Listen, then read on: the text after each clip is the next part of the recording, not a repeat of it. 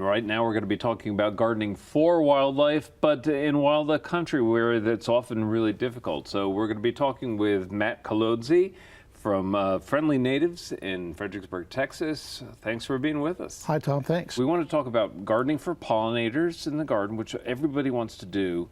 Yep. But in deer country, which you're right in the middle We're of. right in the middle of the deer capital of Texas. Right. So you're up against it all the time. Every day and every night, especially. Right. Well, you've brought along a whole bunch of plants that the deer prefer not to nibble on, and we're going to be focusing on those. I want to get started right away with a stunner that you've brought in full bloom. This is a native mimosa. It's really beautiful. And the fragrant mimosa is an apt name because it is truly, really fragrant. Filling this giant studio right now at the moment with that aroma. Yeah, it's never smelled this good, right? I don't think so. So this mimosa is a native. It grows out in the wild. You see it along the roadsides, usually on fence lines in very dry, gravelly soil. Right.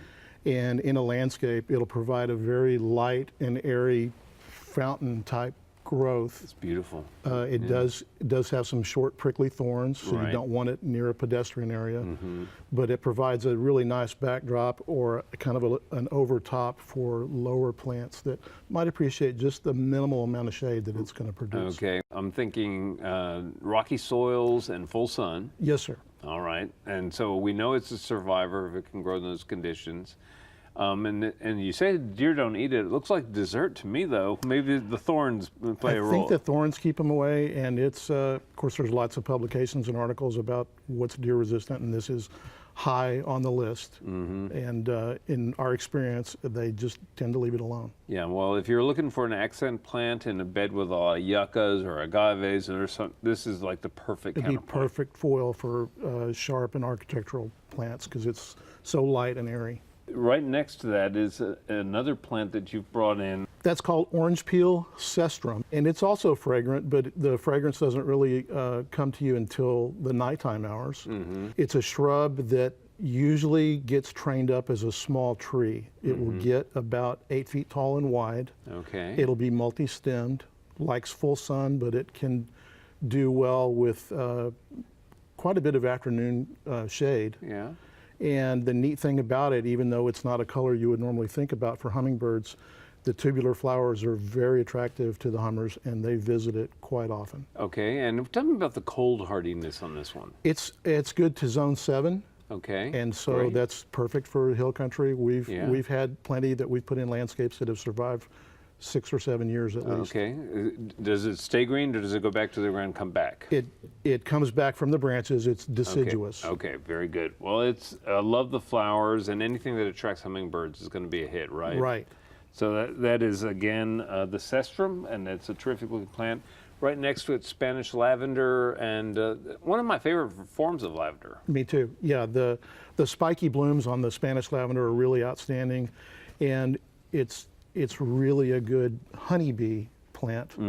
We don't typically see wasps or bumblebees on it. It always seems to be the smaller, either the solitary bees or the honeybees. Okay. It loves full sun, loves the heat, does well in our cold here in Central Texas.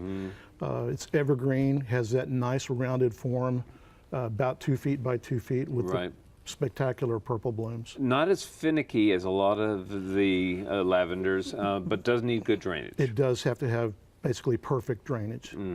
But again, you can't beat it for the deep violet color. We have some more great plants to talk about. The dianthus you have there are amazing, tall, showy plants.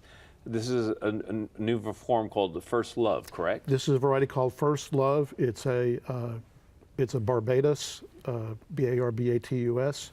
It's a tall dianthus that will get 24 to 28 inches, spread almost as wide, keeps a rosette of green through the winter, and other than the great 3 tones of blooms at the same time, it's known for having a very long flowering period.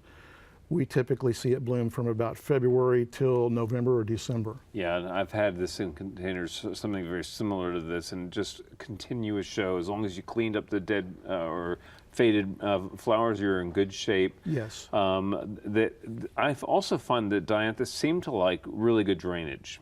They do. They're not as finicky, say, as lavender, but they like a good drainage area. Okay, and what are the pollinators that are attracted to this one? Mainly butterflies. Mm-hmm. Yeah, all sorts of butterflies. Okay, well, you brought another variety that to me is even more attractive. I really love those pincushion tight forms, and this is a really bold red flower. What's the name of this one? This is Firestar dianthus, and it's a newer variety. People might be familiar with the other pincushions like Bath's Pink and Fire Witch, Right. but those are in the pastel tones. This is a true bright red. Yeah. And against the silvery blue pincushion, it's just really showy. That's one of the things about the dianthus with with those true silver elite forms, an amazing contrast. Yeah, the contrast of silver really sets off lots of other plants in the garden. Right. Okay. Well, you know, we can't talk about deer-resistant plants in the hill country without talking about salvias, and you brought a genuine bouquet of different forms. There's a form here that is Chamadroides, and a really tight little leaf and a kind of a purpley flower. Tell me about this guy. Yeah, the Salvia Chamadroides, a lot of times is called Mexican blue sage or gray shrub sage. Takes a rounded form about 2 feet tall and 2.5 feet wide. It's evergreen or evergray. It has to have full sun and really good drainage. The really indigo blooms on it go for a long time, and it's visited by hummingbirds and butterflies and bees. Yeah, well, again, great color. Love the form of this plant as well. Nice tight form. Yeah, and another use for this plant, I mean, it could go in a container or in a mass or as a specimen in a landscape. A lot of times it's used as kind of a small replacement for Texas sage. If you don't have room for a Texas sage that gets 6-7 feet tall and wide, idea. This fits the bill for the same color Yeah, it has scheme. that look. There's no question about it. You also brought in cedar sage, Salvia romeriana. This is a cultivar, right? This is a cultivar. This is a cultivar that's fairly new, but it looks very close to the original cedar sage, which is great for hummingbirds in shade. Yeah. This is a plant that for those folks out there who do have shade, are interested in having some color, this is one of the standard fallback plants for our area. That's correct. Right. Yep. Well, Great shade plant. There's some other salvias that you brought that I'm not familiar with at all. Nemorosa, tell me about these guys. Yeah, the Salvia nemorosa includes varieties like May Night, and this one is called Rose Queen. It's a lavender, kind of a violet bloom. This will also keep a rosette of green through the winter. The plant will get about 18 inches tall and 24 inches wide. Okay. Loves full sun, and deer really leave it alone. Well, you know, that's one, again, beautiful thing about the salvias. It's that pungent taste that In the drives leaves. the deer don't like.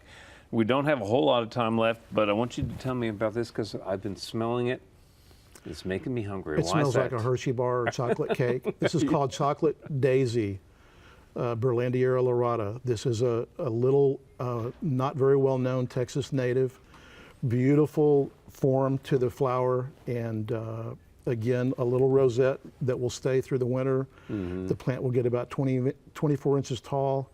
It does not like water. If you give it too much water, it will flop over.